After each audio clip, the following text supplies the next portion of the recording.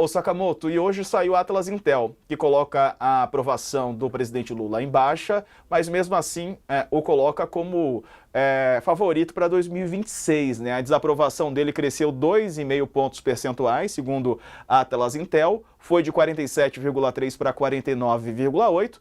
Apesar disso, ele lidera cenários, né, que foram apontados pela pesquisa, testou 2 cenários de primeiro turno e 5 cenários de segundo turno. O ex-presidente está inelegível, Bolsonaro, né, e Lula aparece contra todos os adversários. Deixa eu só ver aqui exatamente quais foram eles. Primeiro cenário com Tarcísio de Freitas, Lula 42%, Tarcísio 33%, mais atrás outros candidatos. Primeiro turno, cenário 2, Lula e Eduardo Bolsonaro, Lula 41%, Eduardo Bolsonaro 23%. E segundo turno, Lula 52, Marçal 35, Lula 50, Eduardo Bolsonaro 39, Lula 49, Jair Bolsonaro 43. Vale ressaltar que o ex-presidente está inelegível. Lula 49, Tarcísio de Freitas 39, Lula 48, Ronaldo Caiado 35%. E esses números, Sakamoto? Então, Diego, tecnicamente, né, você vai pegar você teve essa não é nem oscilação, houve queda, né, na aprovação e alta na desaprovação.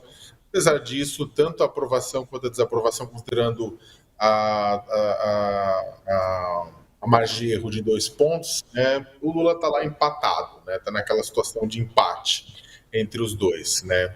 E é claro, né, mesmo assim ele continua aparecendo à frente de outros candidatos, como você mesmo colocou, o principal nome sempre lembrado do governador de São Paulo, Tarcísio de Freitas, né, com 33, ou seja, Lula 9 pontos à frente do Tarcísio. Aparece Pablo Marçal, que ao que tudo indica deve ficar inelegível pelo TSE, né, Ronaldo Caiado, né, e por aí vai. Gustavo Lima 1,3, esse eu acho que não sai, né. Agora, tem algumas coisas que eu acho que esse é o ponto, e eu vou voltar à tônica e repetir uma coisa que eu acabo repetindo aqui. O povo me chama de chato para diabo, mas que faz uma conexão com o que a Raquel e que vocês estavam conversando agora há pouco em relação à inflação.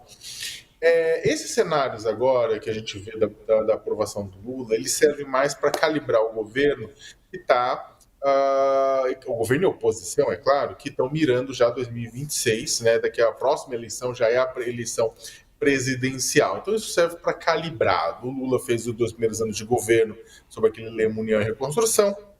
Agora muda marqueteiro, vai fazer reforma ministerial para trazer centrão, para aumentar a base, mirando na sua reeleição, ou eventualmente dele colocar um sucessor, por enquanto mais provável, acho que é a reeleição dele. Agora, tudo isso agora, essas pesquisas agora, elas são úteis para isso, para calibragem do governo, para calibragem de ações, para decisão tomada por parte de aliados, mas do ponto de vista prático, elas não valem muito, porque a gente está há 2 anos da eleição ainda, né? E aí, por que é o importante que vocês estavam discutindo? Porque é o seguinte, desemprego, como a gente sempre fala, né? Desemprego 6,1% é o mínimo da série histórica desde 2012.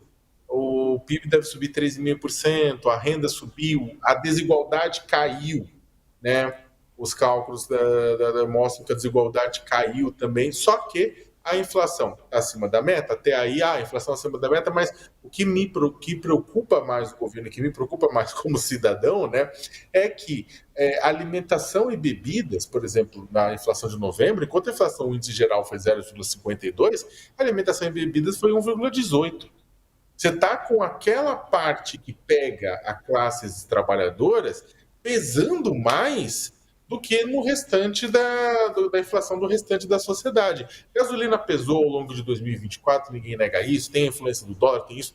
Agora, a questão do alimento pegou. Pegou por uma série de razões, entre eles, inclusive, mudança climática, né, que você e a Raquel estavam comentando.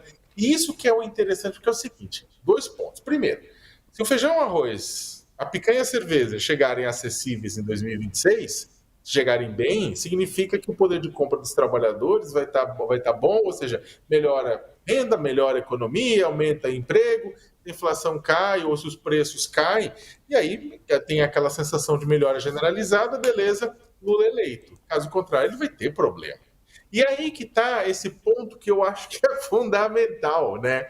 Ah, a culpa foi também do clima, a culpa foi quebra de safra. Parece, quando a gente fala isso, que a culpa é de terceiros e que a gente não tem nada que a gente pode fazer. Mas não é verdade. Pode. E aí a gente talvez encerre esse programa, pelo menos a nossa participação, com o que a gente começou lá atrás. Lembra aquele fogo na Califórnia? Lembra? Lembra quando a gente está vendo aquelas enchentes no Rio Grande do Sul? Lembra quando a gente vê a Amazônia seca, que nem, sabe, tipo uma coisa tipo absurda, né? Isso está ligado com produção de alimentos, minha gente. Vocês acham que isso não tem relação nenhuma? Vocês acham que, tipo, jogar mais carbono na atmosfera através da produção de petróleo não vai ter um custo em algum momento? Então é o seguinte, eu não estou falando que ações que o governo tome agora com relação à redução do carbono na atmosfera vai imediatamente evitar eventos climáticos extremos, que aí vai ajudar na reeleição dele. Não. Mas se a gente quer um país e um mundo em que as pessoas comam produtos mais acessíveis e não morram de fome por conta de quebras de safra relacionadas a eventos climáticos extremos ou aumento de alimentos relacionado a eventos climáticos extremos, a gente precisa cuidar desta bolinha assim flutuando no espaço que a gente convencionou chamar de planeta Terra. Porque do jeito que está, e esse é o ponto, né, que é o ponto que eu termino, do jeito que está, fome, alimentos altos não vão ser coisas pontuais, vão ser coisas de longo prazo. E não vai ter apenas governo rangendo o dente no final, porque não conseguiu se reeleger. Vai ter país inteiro rangendo os dentes, porque no final da conta se desintegrou. E tem fome, né? O que é sempre muito difícil de enfrentar, né, Raquel? E fome, exatamente. Verdade. Ó, algumas pessoas aqui no chat pediram os números de aprovação e desaprovação. Eu até coloquei aqui no ponto só para a gente trazer, acho que eu passei rapidinho.